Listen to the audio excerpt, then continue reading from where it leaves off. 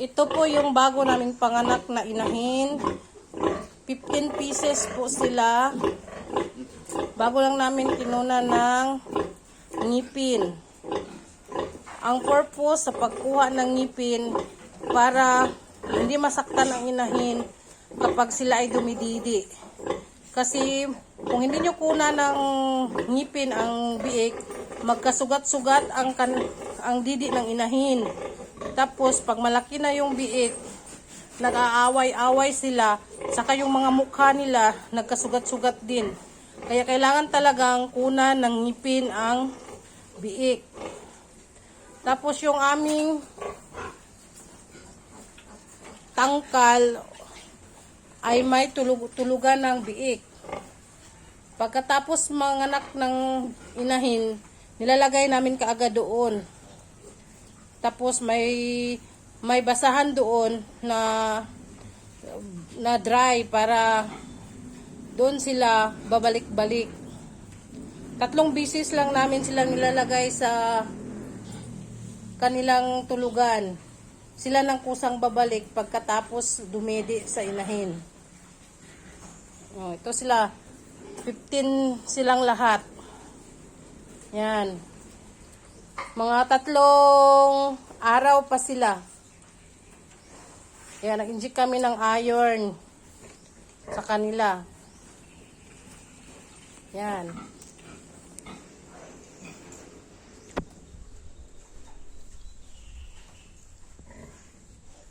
Pagkatapos dumidi ay babalik sila doon sa kanilang tulugan. Yan, babalik sila doon.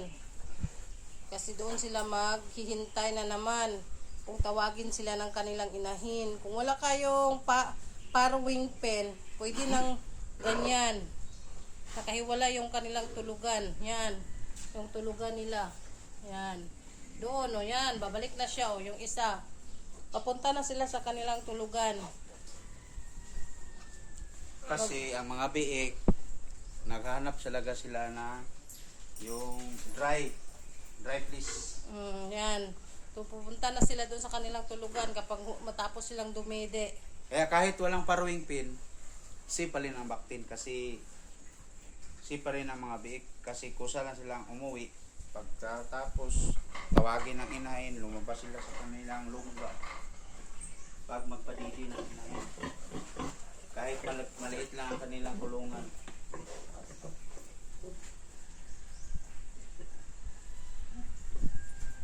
Ito lang mga katatski, oh.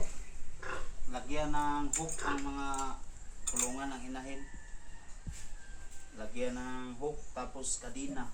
Kasi pag lubid ang ilagay natin ito. Sigurong maputol.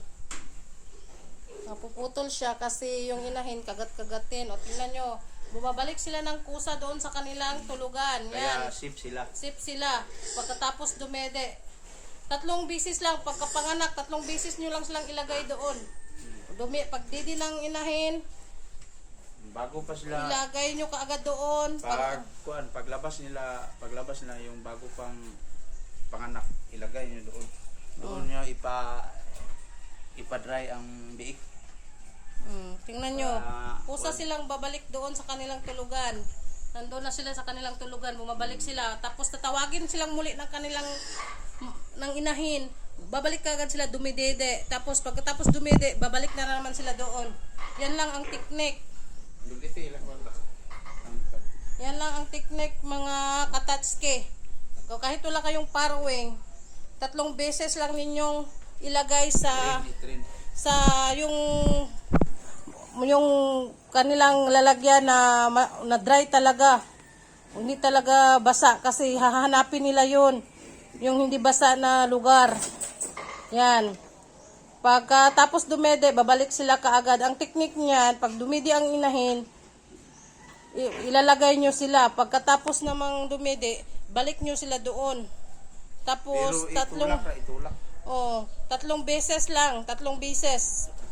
Sila na ang babalik doon sa kanilang bahay, tulugan. Lagyan nyo ng basahan na uga or dry. Sa English dry, sa Bisaya uga. Na basahan, yun lang. Yun lang talaga ang ginagawa namin kasi hindi kami naglalagay ng parawing pen. Farwing kasi ang mahal. No. Yung iba kasi nilalagyan ng tubo. Kami hindi kami naglalagay ng tubo na parawing. Yun lang. Nilalagyan namin ng isang lugar. Dito. Yun, yan, dyan. Pagkatapos dumede, babalik sila. Kusa silang babalik sa lugar na kung saan komportable silang matulog. Yan. Ganyan lang mga katachke. Yan lang ang gagawin ninyo. Oh. Ganyan lang lahat ng kuan namin, tangkal ng inahin, mayroong ganito. Kasi mayroong tulugan ng biik yung tangkal na inahin namin. Yung kanilang inaanakan, mayroong ganitong tulugan. Nakahanger. Nakahanger yan siya para hindi mabasa. Kasi ayaw ng mga biik na basa. Basang tulugan. Yan lang Hanapin po. nila. God bless mga katachke.